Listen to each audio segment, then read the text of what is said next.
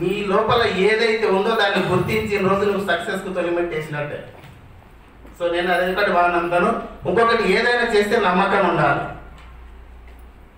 నమ్మకం అంటే నిజమైన నిర్వచనం ఎవరన్నా చెప్తారా? ఒకసారి నాకు చూపించండి, హ్యాండ్ రైజ్ చేయండి. నమ్మకం ఎట్లుంటుంది సార్? ఎవరైనా మీరు మాట్లాడితే నేను మాట్లాడతాను. అదే ఎట్లా ఉండాలి? నమ్మకం అంటే ఎట్లా కనిపిస్తుందా? కొనుక్కుంటూ వస్తుందా?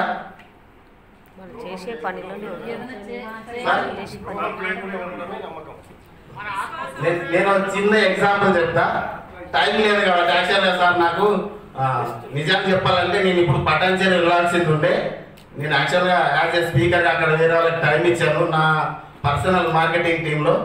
సో నాకు సార్ మాటలు వినాలని అనుకున్నా. ఆఫ్టర్నూన్ వరకు అయిపోతుంది కదా అనుకున్నా, అందుకే సార్ రిక్వెస్ట్ చేశాను.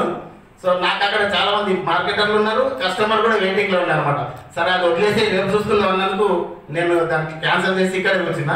నేను ఈ నమ్మకానికి ఒకటే ఎగ్జాంపుల్ చెప్తా.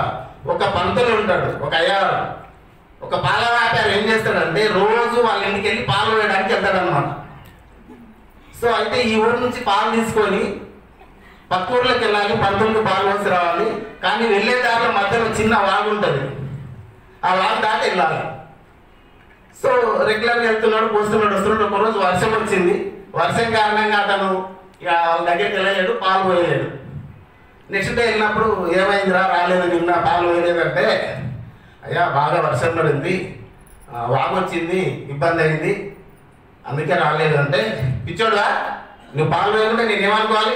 వాగు వస్తున్నంత మాత్రం రాకుంటావా? రామరామ అనుకుంటూ రావాలని చెప్పిండు. ఆహా నిజమే కదా.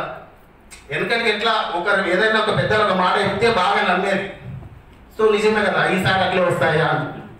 సో నెక్స్ట్ ఇట్లే వర్షాకాలం బాగా కుంభవృష్టి వర్షం పడుతుంది, బాగా వరదలు వాడుతున్నాయి. సో ఆయన మామూలు ఎట్లా ఉంటుంది ఊర్లలో పోచి గొంగడి అట్లాంటివి ఉన్నాయి కదా, అవి తీసుకొని పాలు నెత్తి మీద పెట్టుకొని వాగు వస్తుంది. పంతులు చెప్పింది కాబట్టి వినాలని చెప్పేసి గోచి పైకి పెట్టుకొని పాలు నెత్తి మీద పెట్టుకొని రామారామ అనుకుంటా వాగుదాటి వెళ్ళిపోయాడు. సో అప్పుడు అన్నాడు అనమాట ఆయన, అరే ఏమైందిరా ఇంత వర్షం పడుతుంది, ఇంత వర్షం వచ్చినావు, ఎట్లా వచ్చినావు అంటే, మీరే చెప్పారు కదా రామారామ అనుకుంటా రమ్మని వచ్చేసి. అప్పుడు ఆయన డౌట్ వచ్చింది. రోజు యజ్ఞాలు యాగాలు చేస్తూ పూజలు పునస్కారాలు చేస్తూ వేద మంత్రాలు చదువుతున్నా తనకే క్వశ్చన్ మార్క్ వచ్చింది, ఇది నిజమా అని. అంత పెద్ద వాకు రామారామ అనుకుంటే ఎట్లా దాచి వచ్చిందని. వాడు పోయేటప్పుడు మళ్ళీ రామారామ అనుకుంటే వెళ్ళిపోయింది. వాడు వెనకాల వచ్చి చూసి వీడు ఎట్లా దాడుతాడని వాడు వెళ్ళిపోయాడు రామారామ అనుకుంటా. ఈయనకు క్వశ్చన్ మార్క్ లోపల ఉంది ఒక భయం, నేను కూడా దాడుస్తాను నిజంగానే రామ అంటే దాడతామా అని. రామారామ రామారామ అనుకుంటూ వెళ్ళు, నీళ్ళు కొంచెం కొంచెం పైకి వస్తున్నాయి, మధ్యలో కొంగిన అమ్మో పోయింది అంటాడు.